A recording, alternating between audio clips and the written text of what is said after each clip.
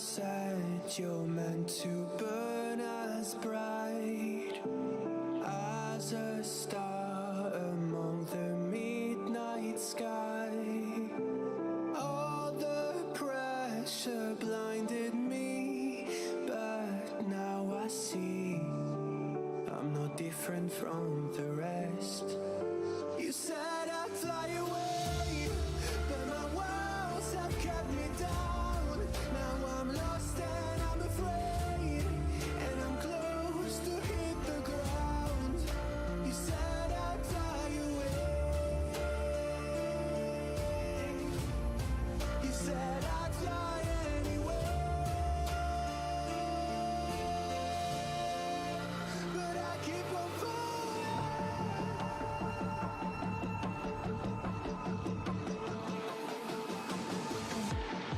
You said I'd fly anyway, but I keep on falling.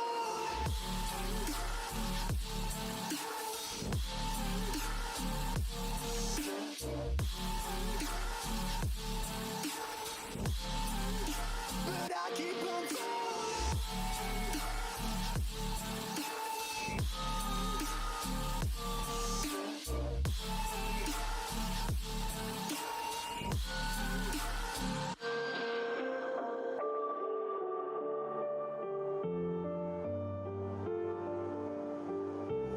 We're all searching for that open door.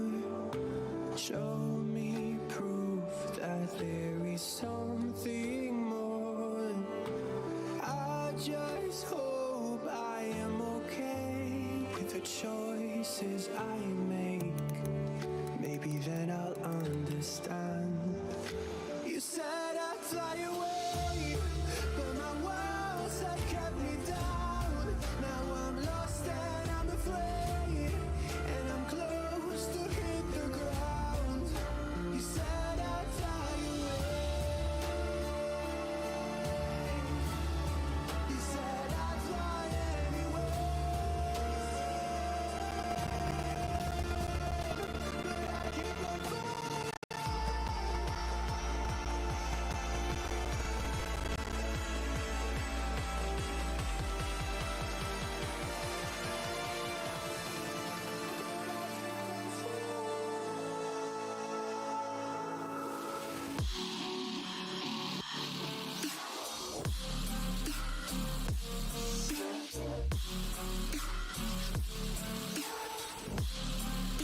But I keep on falling.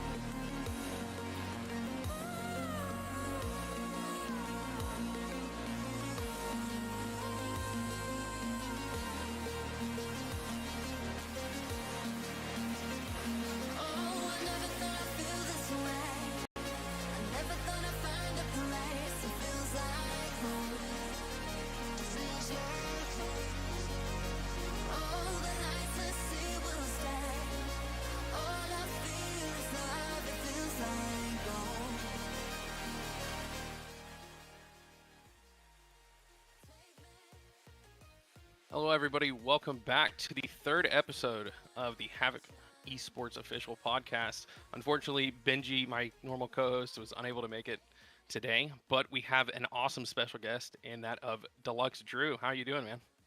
Oh, I'm good. Thank you for having me, man. How are you doing? Dude, I'm doing good. I'm a little stressed out about life, but I'm glad to be doing something that I actually enjoy doing instead of having to be an adult and getting the rest of life stuff done. Sir.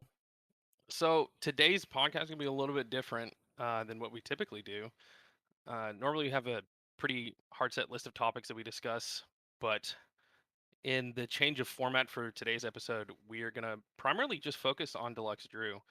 So for those of the people listening and the viewers, why don't you go ahead and just give us a little quick rundown about yourself, who you are, what you do? Yeah, so I like to refer to myself sometimes as Mr. Alpha Boost because that really is a lot of what my channel has become about recently the last couple of years. But I'm a Rocket League streamer who has been streaming every single day for about the last 2 years. Today will be day 728 for me in a row of streaming live on Twitch. Primarily Rocket League, but sometimes some variety on the weekends because when you stream every single day, you can't play Rocket League every single day. But yeah, I've been streaming on and off since 2015. The 2 year challenge has been going on for the last 2 years. So I started that back in 2021, February 2021. Um, yeah, all kinds of different games, Rocket League, and then typically on the weekends, Saturdays, Sundays is kind of free for all of what's happening. But primarily competitive Rocket League, team comms, things like that.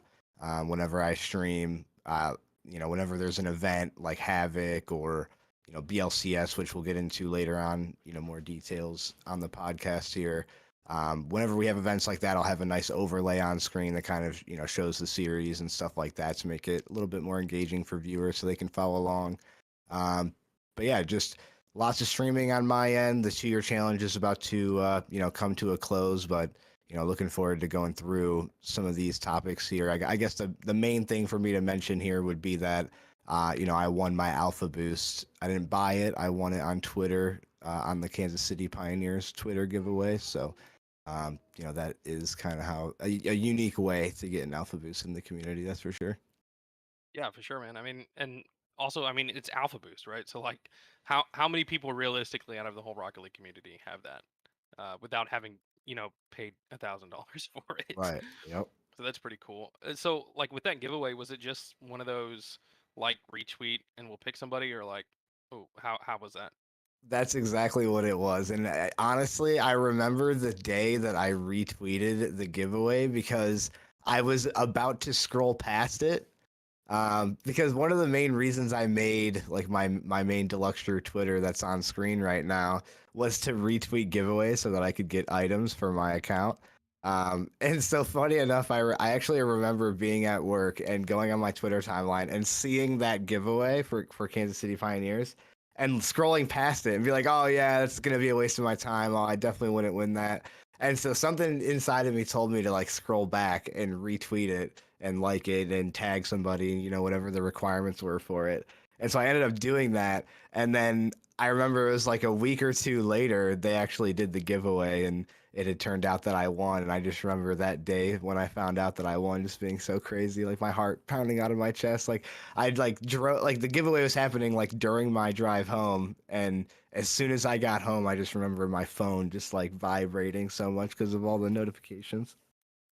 Dude, that's actually really cool. I mean, it's like really happy to hear. It's crazy how every time you hear about one of these situations where somebody's doing a giveaway and they're like, I almost didn't, or like somebody like wins the lottery and it's some like specific scenario that they had like a gut feeling or they really shouldn't have been in that situation, but they ended up there and they said, you know what, I'll just do this regardless, and they end up winning. So that's really awesome to hear. Yeah, and like there are so many like I feel like fake giveaways for Alpha Boost happening at the time on Twitter. So like that's like Yeah. part of the reason why like I wasn't wanting to do it because I was like, oh yeah, there's no point. It's just another fake, and people would just be making fun of you for retweeting it or whatever. But yeah, I would that's even if there is a chance for a giveaway to be fake, it's coming from the man himself, who's one of the only people to win Alpha Boost on Twitter. I would still recommend to anybody out there to go ahead and just retweet that giveaway and roll the dice on it. Sure. I mean, you have like nothing to lose at that point. So, Yep, yep. um, do you know like around like what time frame that was that you won that? So that was September of, I believe, 2020. Let me just check because I have the tweet pinned on my profile here. Yeah, September 21st, 2020 is the day that I actually obtained the boost. A couple weeks before that is when I actually won it. But yeah, basically September of 2020 kind of marks the day on my Twitch channel when I started playing with the real Alpha Boost every single day. Before that, I was still I used Bacchus mod Alpha Boost is what I was doing before that. Hmm. So I still like had Alpha Boost on my stream, but like if you look Yeah. at like any of the replays or whatever after, you would see that I had like I think it was like purple flamethrower I was rocking that like one of my viewers had traded to me or something. So yeah, it was just one of those September 2020, one of those pivotal moments in my channel where you can see the difference of me using the boost. Yeah, no, I mean that's awesome to hear. So I know that you were talking about utilizing like items for your channel and stuff. So when this happened, did it kind of shift stuff for you in marketing what you do and your streams and stuff? Yeah, so my original logo actually was it was the two D's like is on screen right now, Hmm. but the background of it was like a blue fire arrow and like an orange fire arrow, like the Rocket League colors. So that used to be my logo. And then once I won the Alpha Boost, I would say probably, I don't know, I'd say like 6 months probably after I won the Alpha Boost, I kind of decided to go all in and lean into it. And then that's where I got my logo changed to be the Alpha Boost swirl instead of the two colored fire arrow swirl. Dude, that's awesome, man. I mean, it's like wholesome, I guess. I don't know. You don't hear a lot of wholesome stories like that. I figured, So Alpha Boost is a pretty cool thing to base my identity around here moving forward. So for I was sure. like, yeah, So may so as well. you like being the Alpha Boost guy. Yeah, I think it's pretty funny. It's like especially because like the day I got the Alpha Boost, you can even like see like in my my pinned tweet on Twitter, that like it just changes the way people interact with you in game. Like it's so funny. Like the night I got the Alpha Boost, people were like, "Wow, Alpha Boost really does make you better." Like complimenting me, like, "Oh wow, like it does make you faster," like all that stuff. But there's like good and bad to it. That night I had, good reactions to it and people saying, "Wow, that's so cool to like be able to play with, someone that has Alpha Boost in my game," all the way to the toxic people in rank that are like, "Oh, I deserve that boost more than you," and all that stuff. So it's just so funny how like your interactions with people in the game can change so much from just having an item equipped. I think that goes the same for like titles as well. When you Yep. see people that have a like a CRL title or an ESL title or a SSL title, or any like blue tech. I know that I think Luke gets some hate too for him not being at like the top of pro level and has a blue tag for coaching a team in APAC. But Right. he still has his blue title for being a coach. And I've seen people even in like rank C who have blue tags for being coaches for different regions and stuff, and they get hate. They're like, "Why do you have a blue tag? Like you're in rank C." But I think that goes for anything that people attribute to. You have to be extremely successful or really really good at the game to be able to have this item or this title or whatever, and that's not always the case. Yep. So you started streaming in 2015 and you're 25 years old, so that would have been like probably like right after like you got out of high school or like right as you were finishing up high school, huh? Exactly. Yep. Yeah. Senior year. And back in 2015, it was not, to the level where I'm at today, obviously. I mean, everybody starts somewhere, right? So in the beginning, it was a lot of, I had 20 followers and I was doing a lot of zero viewer streams, not even where you have the one viewer, but straight up zero viewer streams because I wasn't, hip to the point of like, have your phone open to get that one extra viewer to push yourself that little bit further. So back in the beginning, it was, maybe one stream a week and my internet wasn't so good back in the day. And, it was all kinds of different games. It wasn't even Rocket League at that point. It was Minecraft and, whatever other games. I would say primarily I was streaming Minecraft back in the day, but, whatever game I was playing at the time, honestly, way back then, like 2015, 2016, I was still hesitant to like put Rocket League content out there.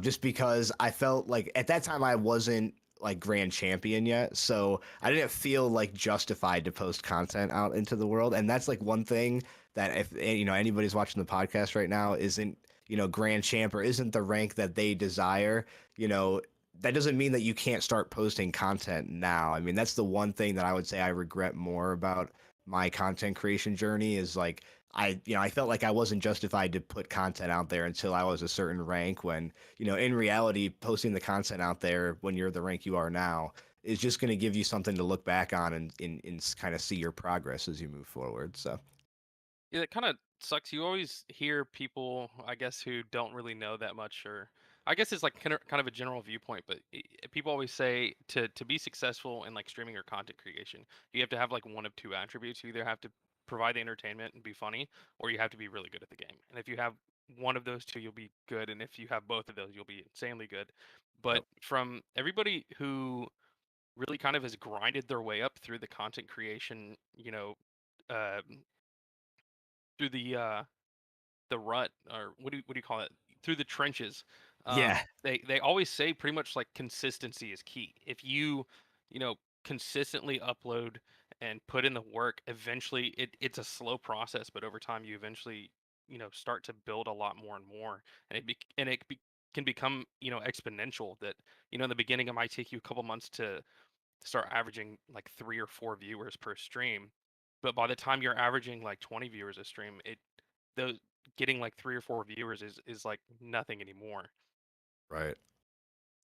So where you're at now as far as your streams and stuff, because you're talking about when you started right after high school back in 2015, there's a lot of those zero viewer streams, and I'm sure anybody else who has ever tried to stream on Twitch or any other streaming service definitely feels that because we've all been there. I definitely have been there many times myself. But where are you kind of at now, like with your channel and how well you're doing, like if you don't mind me asking, like how's your viewership and everything now? Yeah, so viewership's good. The thing about streaming every day is that, everyone that, watches streams, they're all pretty busy as well, living their lives and, working and all that kind of stuff. So one thing that I try to keep in mind when I, go live every day is that, everybody else has got their own lives going on, and, not everybody has the time to jump in during the Yeah. stream to say what's up. A lot of people will catch the VOD after and stuff like that. So that's one thing to keep in mind, is that, even if my viewership numbers aren't where I necessarily want them to be, I have to keep in mind that the world, keeps revolving around, the sun no matter what. So, um, yeah, that's just one thing I try to keep in mind. But it depends on what's happening on my channel. What my viewership is. Like any other Twitch channel, if I'm doing something non-Rocket League related, my viewership will go down a little bit. When I'm playing single player Yeah. games. But at the end of the day, there are still people that will show up no matter what for what games, and shout out to those people who come through. And I'm playing something random like a Star Citizen space game or something like that. You know what I mean? So Yeah. people, they like the vibes of just kind of hanging out and playing games like that every now and then too. But at the same time, when I have something going on, like a competitive event, a tournament, an RLCS, my viewership will go up. Especially when I was doing casting for a while through Indie Gaming League, they had a lot of games going on. Obviously, when Indie Gaming League was hot back in the day, so I wasn't even a registered like caster versus IGL caster. I would just have friends that would hit me up and say, "Hey Drew, can you cast my game this week on Friday or whatever?" And if I didn't have anything going on myself, I would say sure. And on those days, my viewership would go way up. And right now I average anywhere between like 5 and 10 viewers a stream. That could go down again if it's a single player game, or up if it's some kind of crazy event. But viewership wise, that's where I sit. When I first started streaming back in 2015, I was hovering around, 20, 30 followers, under 50 followers for a long time. But throughout the 2 year challenge, I've grown from, I think when I first started the 2 year challenge, I had just barely over 100 followers. And, now I'm all the way up to 850 or so, 840. So I'm still looking to cross that 1,000 follower barrier, but we'll definitely get there. I don't think we're going to get there through the 2 year challenge here, since there's only a couple days left. But eventually here, I'm hoping by the end of this year, 2023, we should be crossing that 1,000 follower mark. Dude, I want to talk a little bit more about the 2 year challenge. I mean, that's quite the commitment. You know what I mean? To be Yep. able to say for the next 2 years, I'm gonna stream every day. That is kind of like mind-boggling to me, as somebody who's around your age and understanding that you have adult responsibilities and stuff to do. To be able to still set aside the time to do this task every day and commit to it, that's pretty wild. Like, what kind of made you want to get into that and start it? Yeah, I was at a point where I wasn't getting as many followers as I wanted, as a small channel, and my viewer, I wanted to grow my viewership, and I more so just wanted to make a name for myself in the community. That I didn't just want to be the guy that got Alpha Boost and, got some popularity because of Alpha Boost. Like I wanted to put in the work and get better at the game. And so the 2 year challenge is just a way for me, whether I'm streaming myself practicing, training packs or doing, custom maps, or whether it's actually competing or doing scrims, I wanted to basically commit to myself that, yeah, for a few hours a day, I'm going to get on and I'm going to get better at the game, or, I'm at the very least going to say hello to my community and, play some games with them.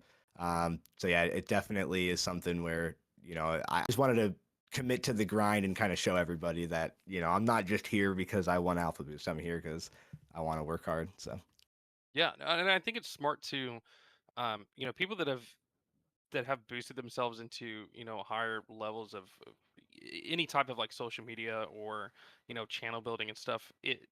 They're smart if they utilize these niche events that happen or these exceptional circumstances to in order to boost their growth. Like people that will have like that you see it on like TikTok. TikTok's like huge for most everybody knows what it is nowadays. But people like won't have any content creation whatsoever, and they'll have like they'll just post like one random video of something they think will do really well, and it goes viral, and then they'll use that to like kind of kickstart their content creation, and it's so much faster of a process for them because they utilized that exceptional event to be able to kickstart the whole thing. And I think it's smart because like you said, like September 2020 is like when you physically got the alpha boost, and then February 2021 was when yep. you started like this 2 year challenge. So I think that that's like good on your part, and not just to separate yourself from just being alpha boost. You want to cement like what you're doing as far as content creation, but in order to just it's smart to do that. I mean, I don't think there should be any hate for stuff like that.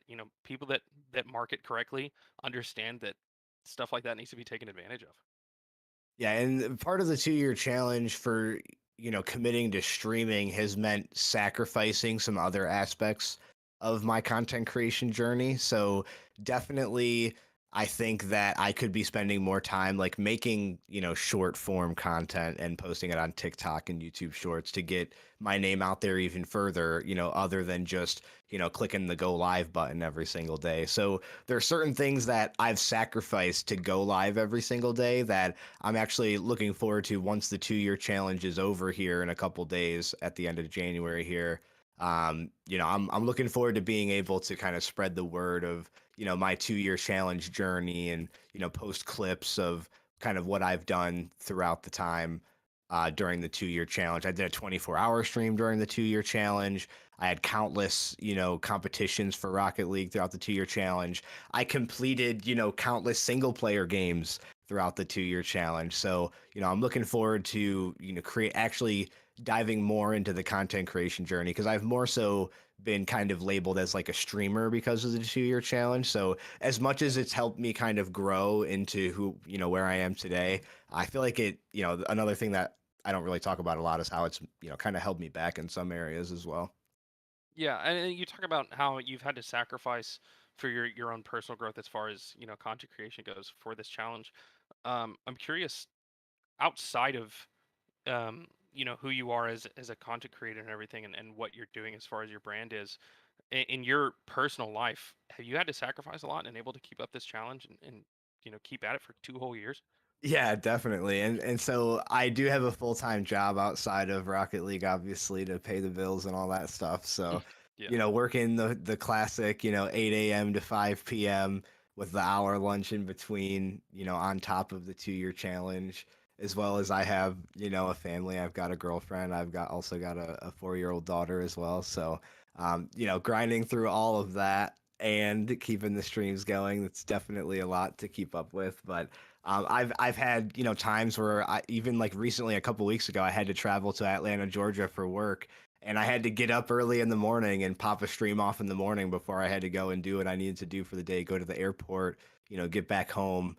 I always made sure to pop the stream on even if I had traveling for work going on. So yeah, it's definitely a lot to juggle with paying the bills and making sure I can go live every day.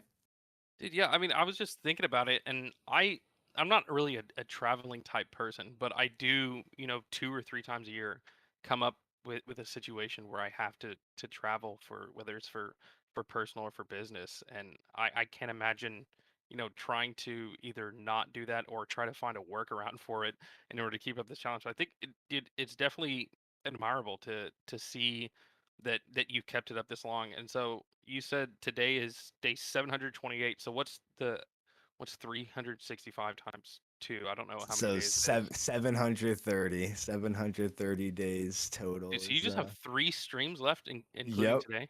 exactly. So Dude, right that's to the that's end of it, man. huge. That's huge. That's monumental. Congrats on this. I mean, that Yeah, is that thank you, is man. phenomenal. Yeah, and I've did streams where, I was traveling to lands and stuff, right? Like I was meeting Luke in LA and I was having to do streams from our Airbnb, while I was traveling out there for the winter major. And I went to RLCS Worlds in Texas and I did streams from our Airbnb there too. So whether it was traveling for Rocket League or traveling for work, I had a while back I had to travel, I think it was like January of that would have been a 2022. Um, I was traveling to Vegas for work. I had to pop a stream off, early in the morning Vegas time. So, yeah, definitely, whether it's traveling for personal reason or for work, I always made sure to get a stream off, whether that's early in the morning and hey, I had to pop a tweet off and let everyone know, hey, different stream time than normal, or not, I'm always make sure to get the stream off. That is some commitment. I seriously commend you for that because that's a lot of work, especially keeping up with the interactive side of it.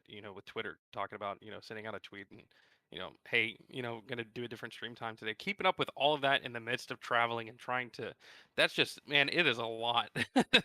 Yep. I'm kind of blown away with how much is involved with all of that and just doing it for that that long. That's just crazy. Also, I'm upset because you were talking about how you were still streaming when you went to LA for the what that Yeah, for was the winter the major. winter major yeah last year or well not this most recent winter major but the one before. Right. Yeah, and then into Worlds as well. I actually was at the LA Major with Luke and Tim, and I saw you like in passing because I think you were wearing a hoodie with your Yep. logo on it, and I was like, I Exactly. recognize that guy from Twitter, and I ended up not meeting you, even though I was at the event with Luke and everything. But Luke obviously networks far more than I do, so I didn't know, half the people that he was meeting. Everybody's coming up there like, is that Luke? And I'm like, how many people does Luke know? But Yeah. just it's kind of I kind of piggyback off of him as far as networking stuff goes.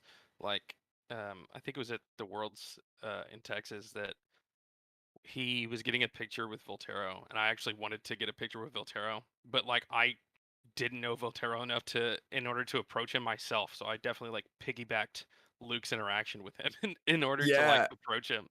And so funny thing you mentioned Volterra. So I actually met Volterra in the airport before we got to the winter major. So me and my teammate Geg went to the major together. And so Yeah, I was wearing that hoodie that you said with the Alpha Boost on the front and my name and the Twitch logo on the back. And yeah. so I was wearing that hoodie at the airport, and me and my teammate Geg are sitting at the airport, drinking our monsters and eating our snacks or whatever, waiting to board the flight. And so Voltero comes up behind me and I recognized his face because like I knew what he looked like from Twitter and everything. But he comes up behind me and he shows me my Twitter profile and he's like, "Is this you?" And I'm like, "Yeah, that's me, bro." Like that's so cool. And then like we ended up taking a picture together and stuff like that. And yeah, it was yeah, meeting Volterra was pretty cool. That is a really gifted player, man. He kills it during the RLCS calls, that's for sure.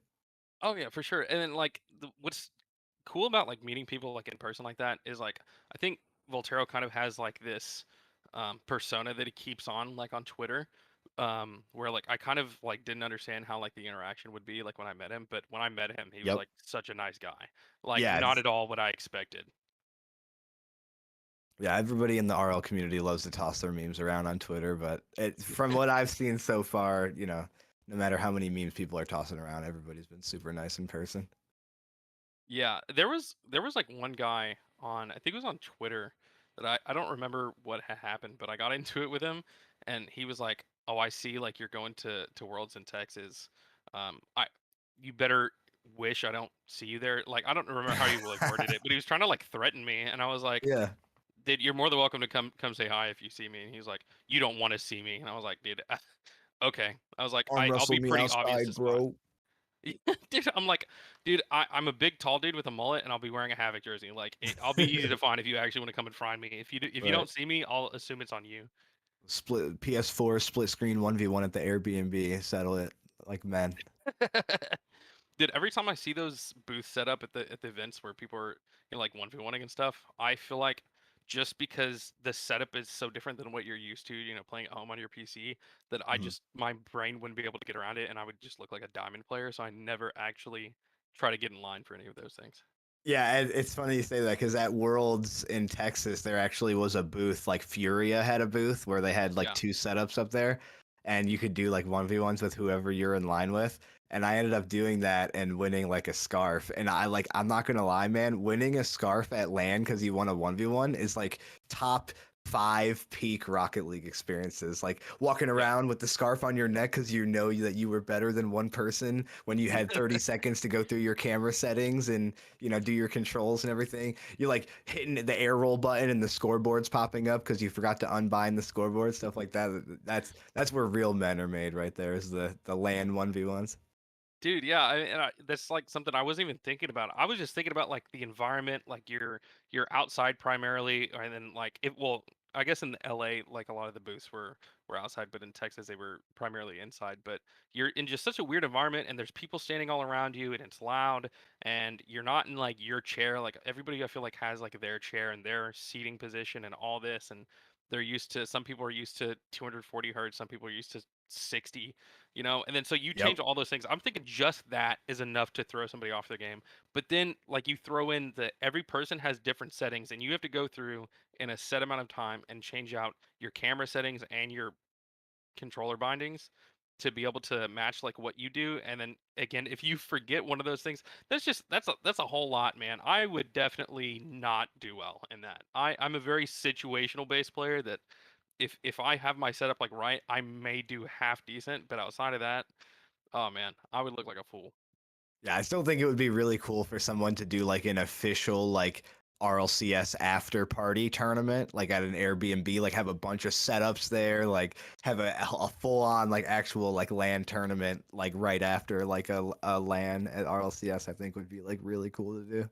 Dude, that would be really cool. Also, Maybe something for content creation in the future here for yeah, Deluxe dude, that Drew. would We'll be. see. I feel like not enough people do that. I know like some like of those big content creators like get together at these events, and they'll have that like one house that they go to, but like you got to know somebody and able in order to get invited and stuff like that. But I think like a more um I guess like I don't want to say like dumbed down version, but like stuff for like the smaller people, like because that's always like the big people, like all those big Twitch streamers and like Musty and um all like the casters and stuff always like go to that stuff too. Like, but that's just like the big people. Like if you're not known in Rocket League, like you're not going to that. But like something like a Yep. more like mid tier, I think would be great and would be awesome for the community that I think a lot of people would watch.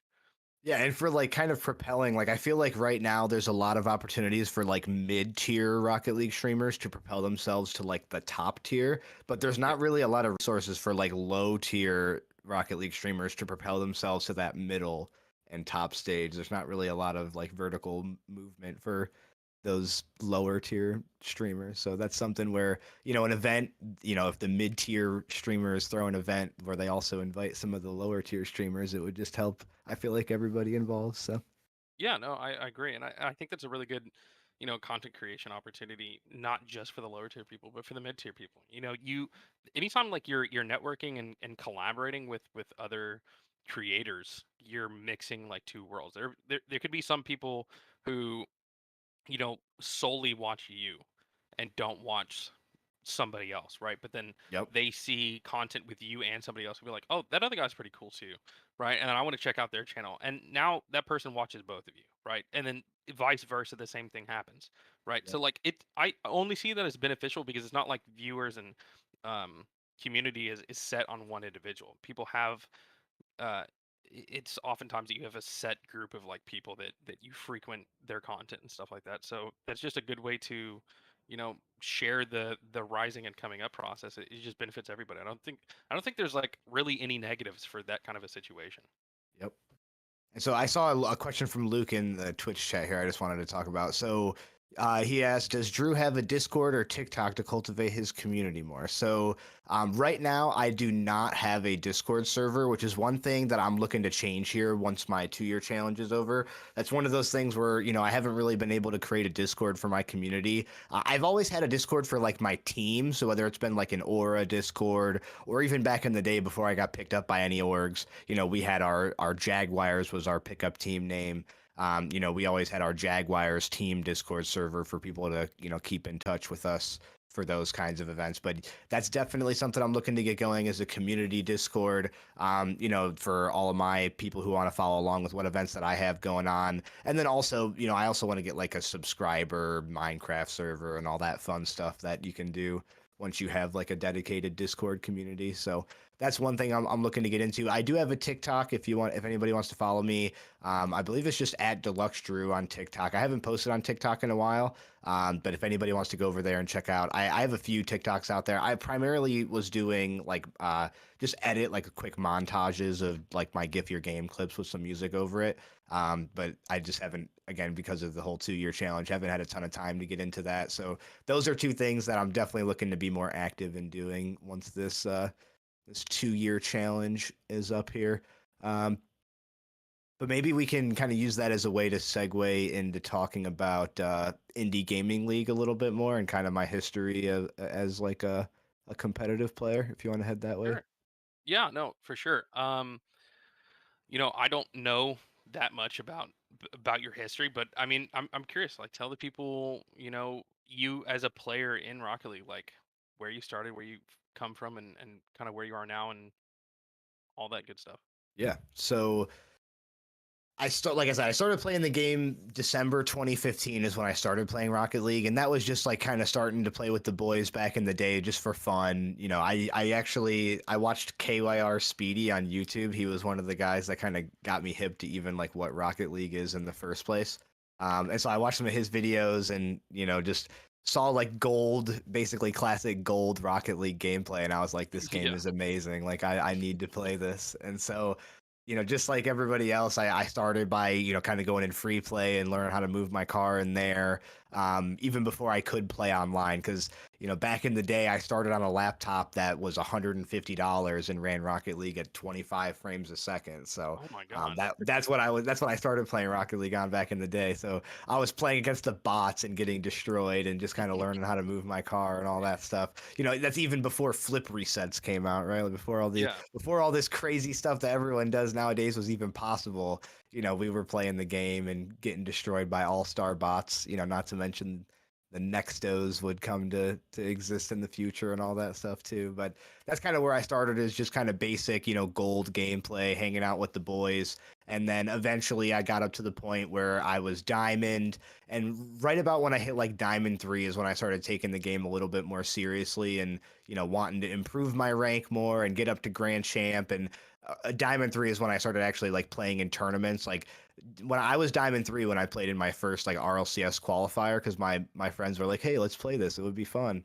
And so we would play. I've been playing in the RLCS qualifiers for a very, very long time. We're talking probably 2017 if I had to put a date to it. So Wow. I've been playing in RLCS qualifiers for about 6 years now. Yeah, so it's pretty crazy when you think about it in terms of that many years. But and that was back when it was RLRS and RLCS, right? Like there was one qualifier every 6 months back in the Yeah. day, right? And that's if you didn't make it, you had to wait 6 months. So I feel for the bubble players back then. Obviously I wasn't a bubble player, but I had fun playing in those RLCS tournaments, and that's really where like my love of like competing in Rocket League came from, was those when I was a diamond, playing against some of those super high level players in the RLCS qualifiers, and seeing kind of where the skill ceiling could be, for myself in the future. Like how good could I actually get at this game? It's really cool to see that and playing the qualifiers that early. Yeah. But that eventually transitioned into us playing and finding this league called Indie Gaming League, which was pretty heavily promoted by Sunless Khan back in the day.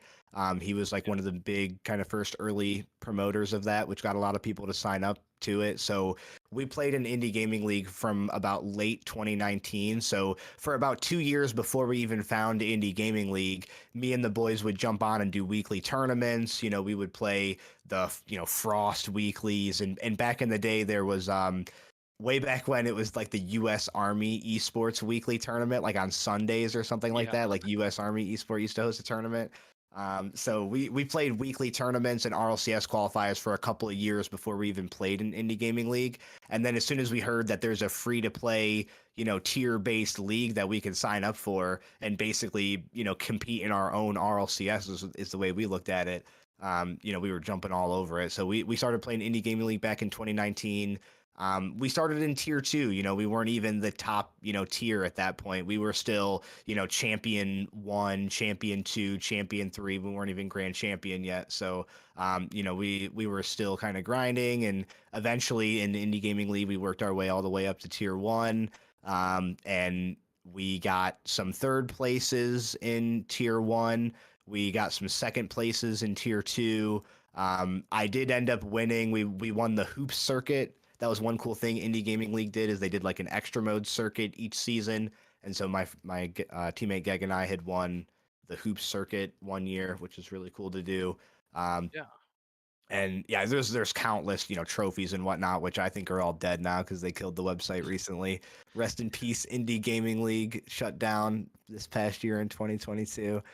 But eventually, when we started picking up steam, so when we joined Indie Gaming League, we joined under our pickup team named Jaguars RL for quite a while. But then RBG Esports had eventually, they hit us up and said, "Hey, we're looking for a tier 1 team," and we had recently just promoted into tier 1. And they wanted to go with a roster that had been together for a while, and me and my team had obviously been together for a couple of years at that point. So we ended up getting picked up by RBG Esports as RBG Academy in Indie Gaming League.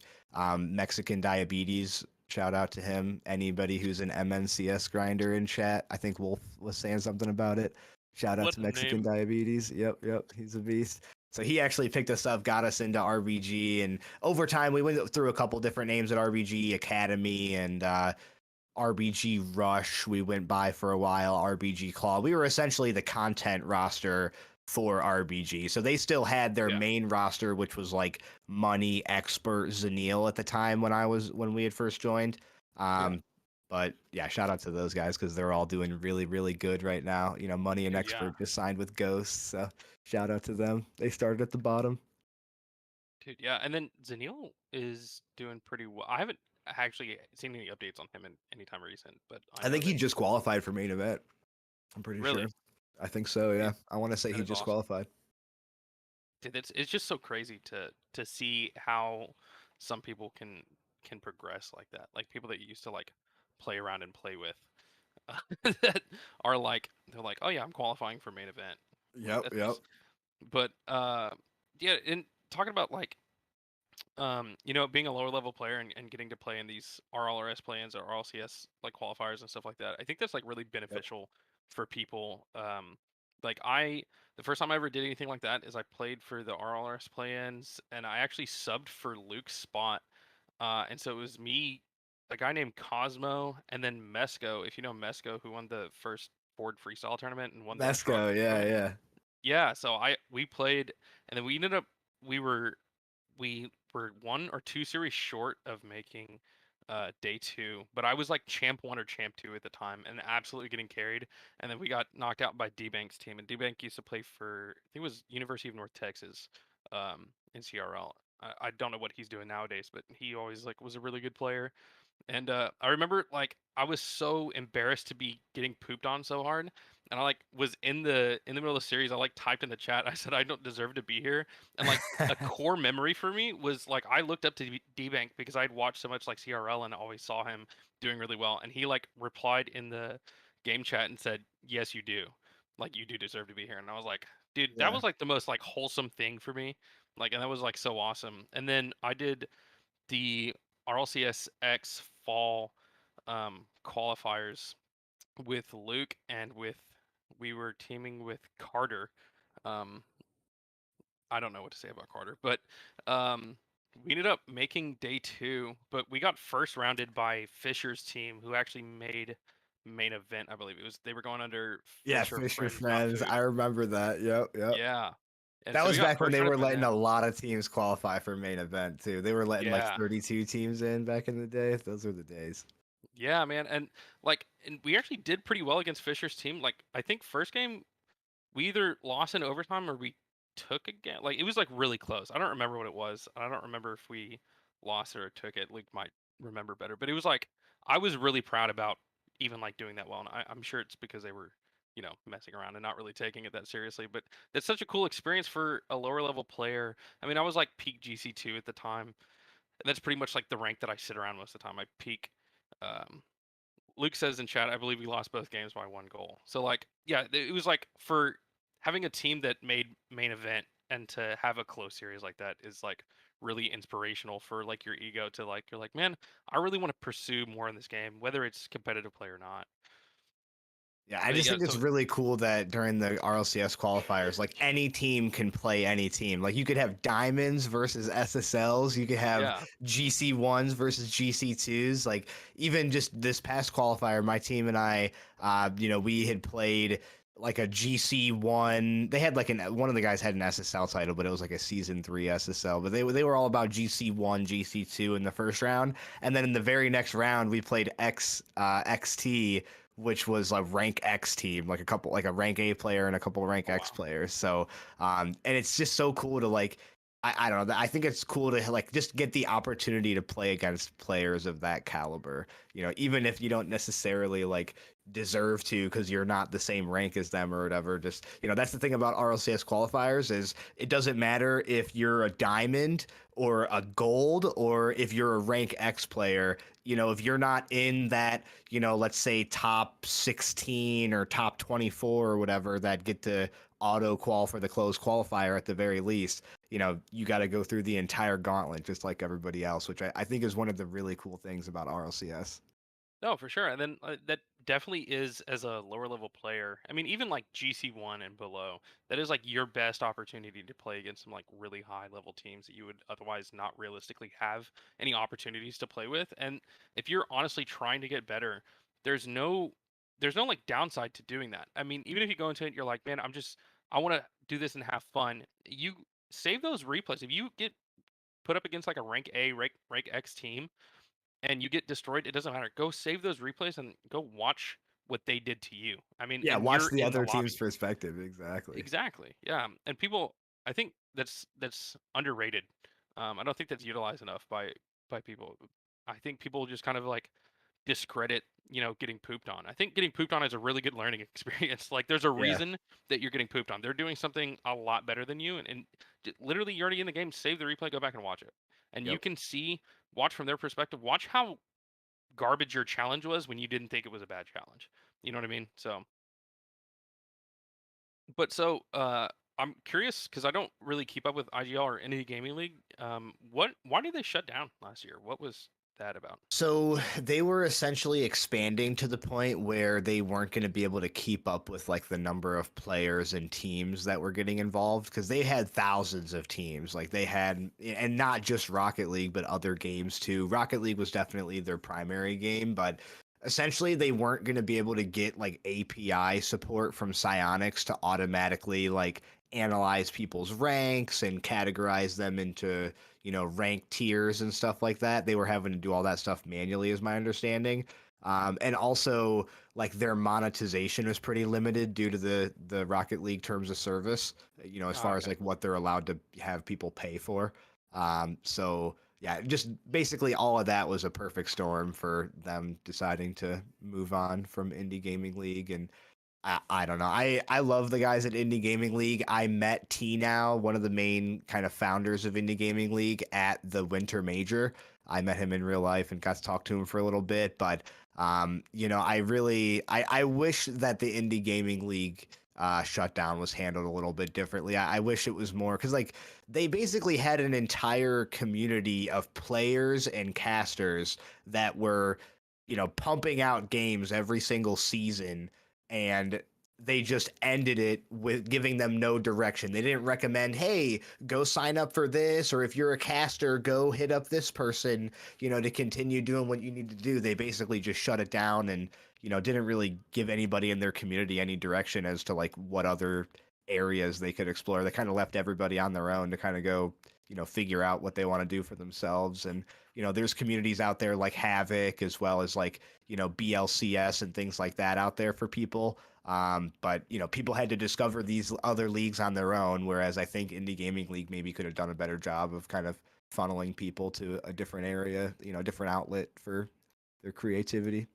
Yeah, and it's unfortunate that they shut down, and it's I think it's always like easy from the outside maybe to say, I think this could have been handled better, and I do agree with that. Like based on like what you're saying, I do think that there was more that like could have been done.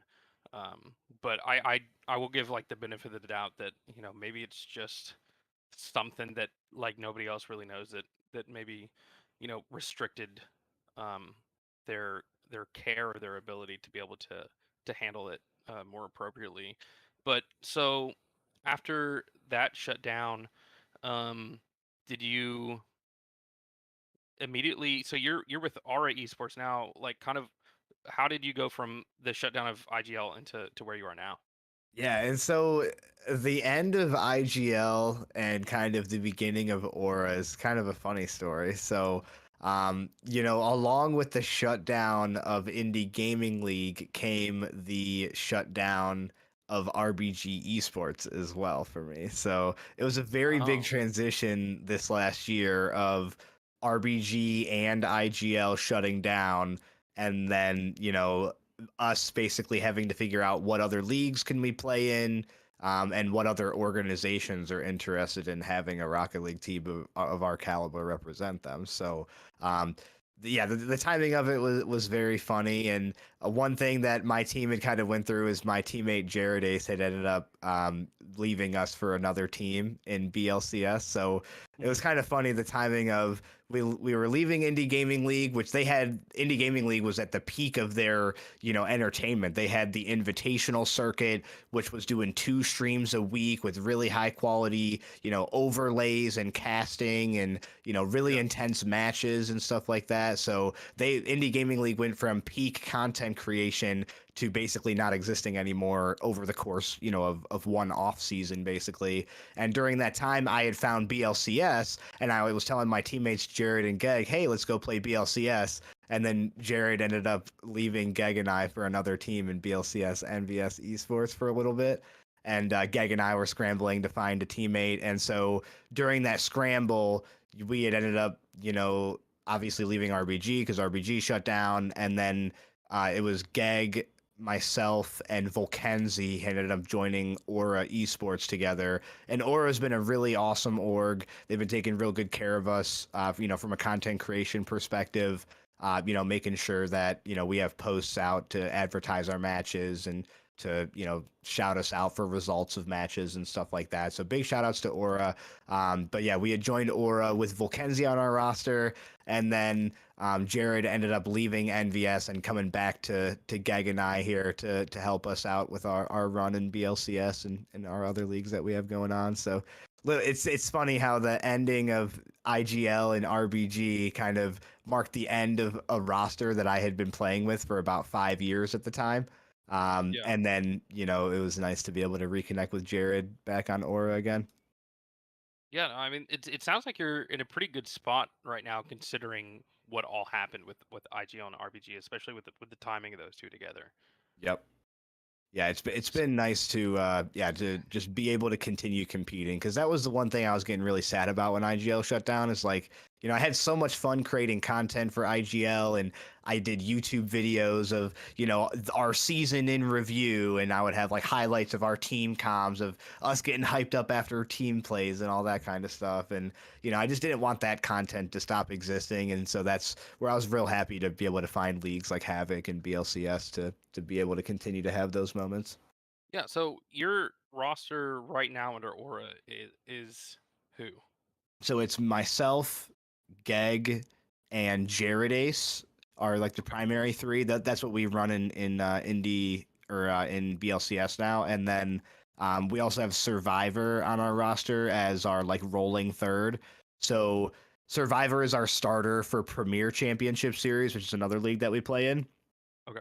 Basically, we're myself, Geg, and Jared. We're all, mid-20s, so we have a lot Yeah. going on. So Jared's pretty busy now, and so one thing, in order to like keep playing the amount of leagues that I want to play in, is I basically brought in Survivor to be able to sign up for leagues that like Jared won't have time to sign up for. Yeah. Yeah. And so that just keeps us in a variety of different, leagues and just playing a whole variety of different teams. Because it's funny, like the amount of leagues you sign up for, like you'll play a team in one league and then you'll see them in another, and Yeah. you'll see them in RLCS quals and stuff like that. And I'm a real big guy, especially when it comes playoff time, to watching replays and scouting out other teams and seeing their Sure, yeah. tendencies and stuff like that. So I like to be in a variety of leagues to be able to gather data on all these other teams that I could potentially face here.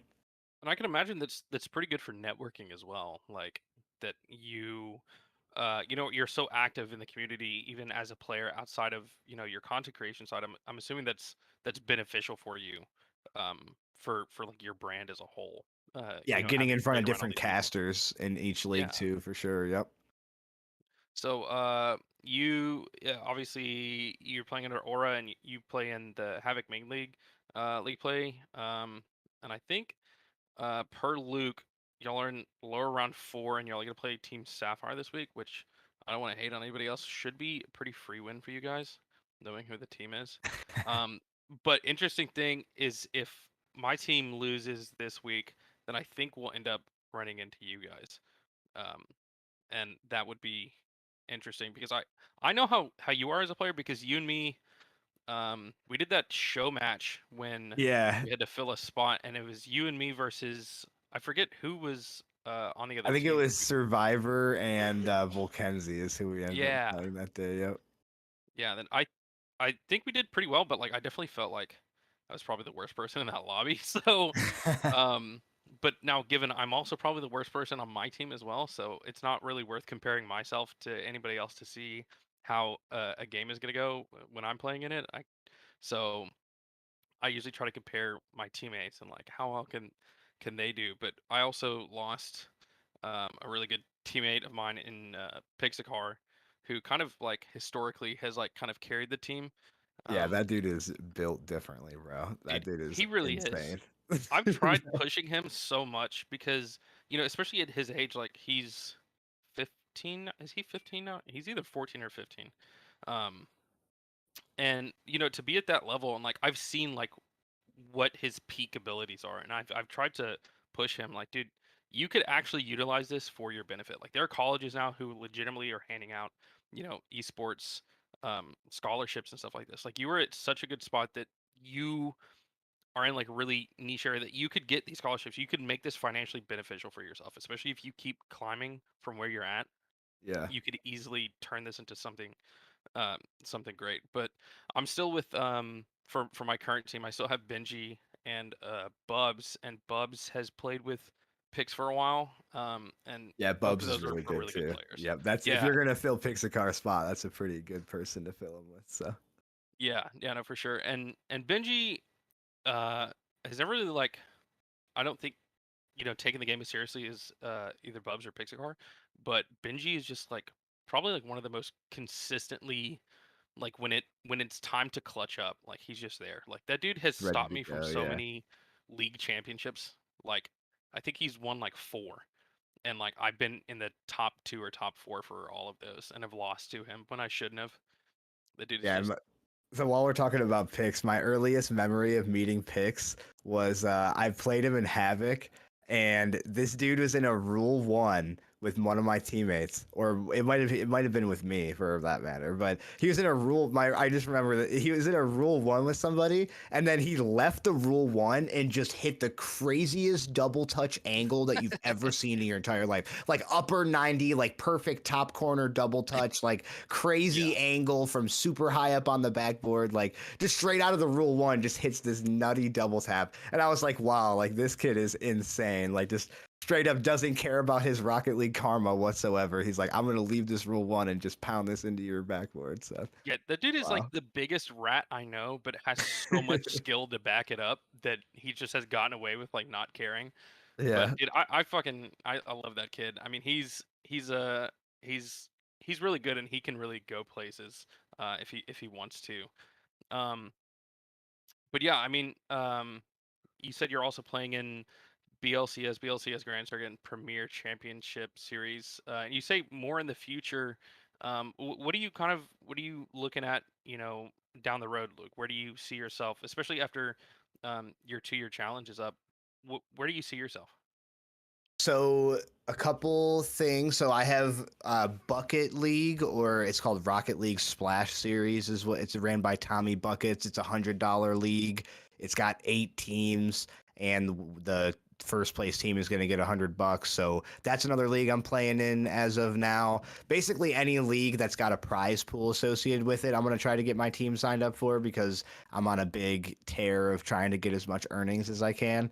Yeah. I'm planning on playing in Los Champs, which is ran by an ex IGL admin named Cookies. Um, he used to run a bunch of tournaments called Cookies League on Wednesdays. He used to run them, and so I actually won my first earnings in Rocket League playing in his tournaments, Cookies Leagues. But Los Champs is another one starting up here in February that we'll be playing in, and then another league that I can't say too much about right now, but I will. This is an exclusive spoiler right here for anyone Ooh, watching.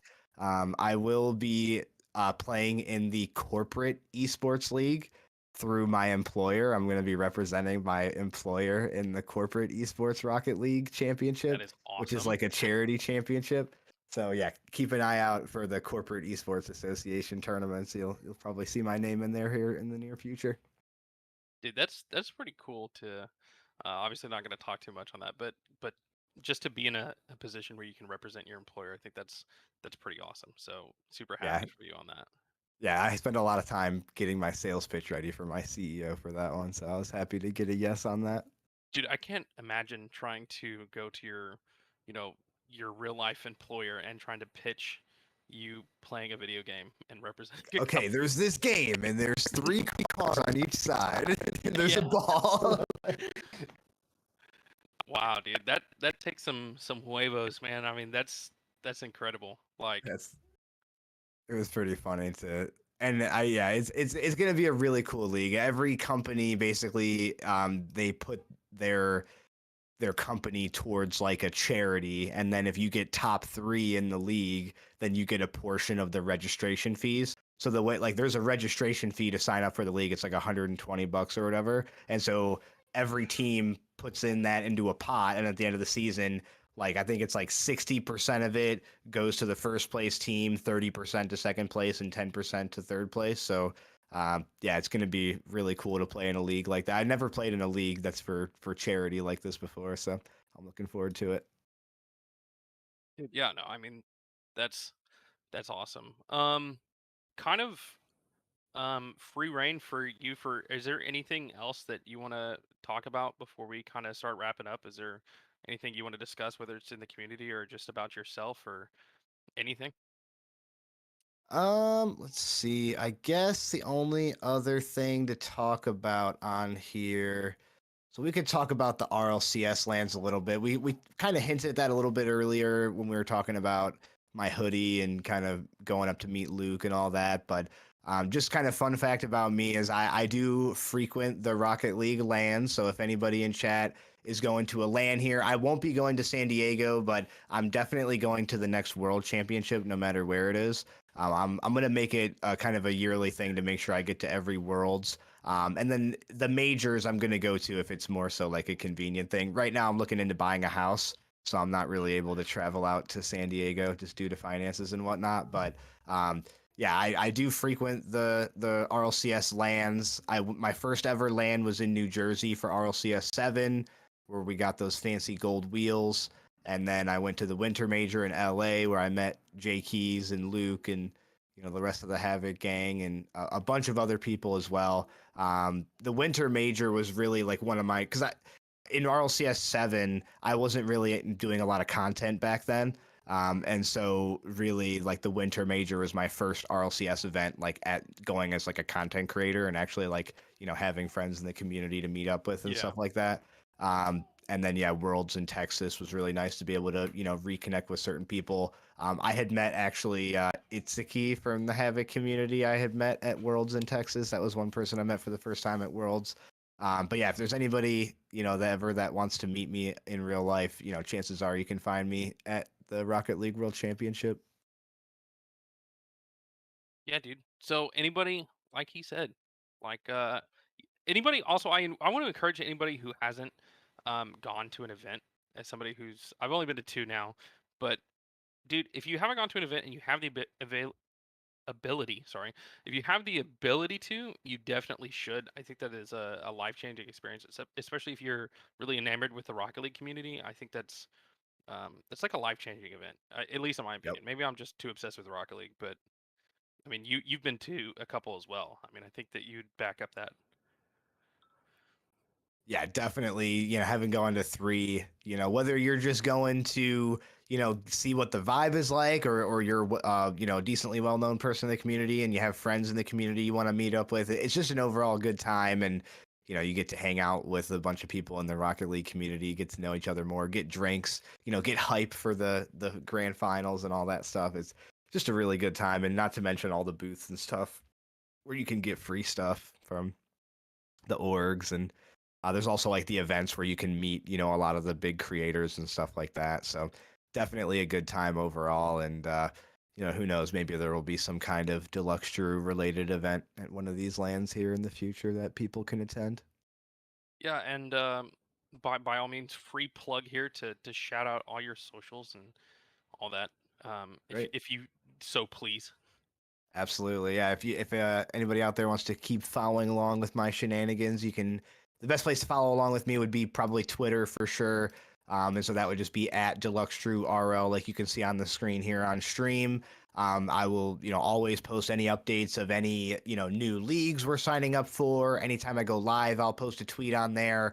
If anybody wants to give a follow to my Twitch, I will be going live here directly after the podcast with some Rocket League. So if anybody wants to come through and say what's up on my stream, that would just be twitch.tv/DeluxeDrew.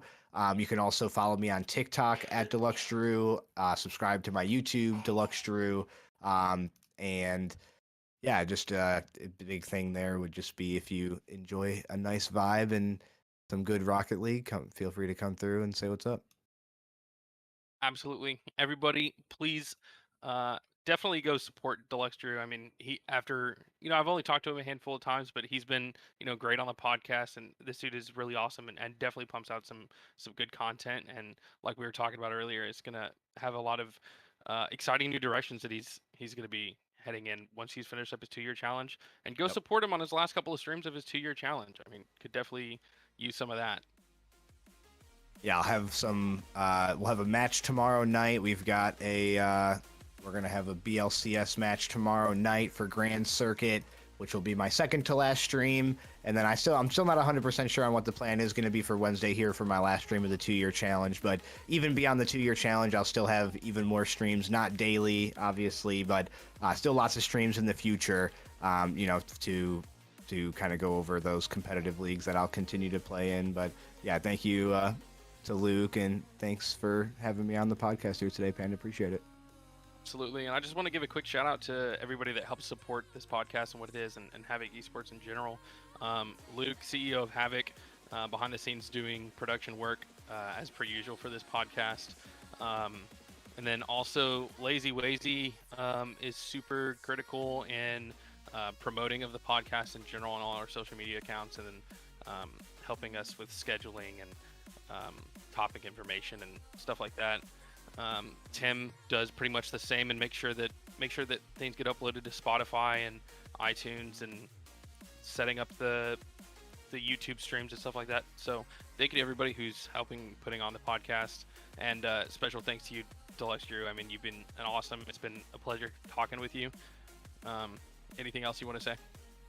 Oh yeah, just thanks a ton for having me, and yeah, looking forward to the support from the Havoc community after this one, and yeah, I hope everybody has a great night. Thank you, everybody, and we'll see you on the next one.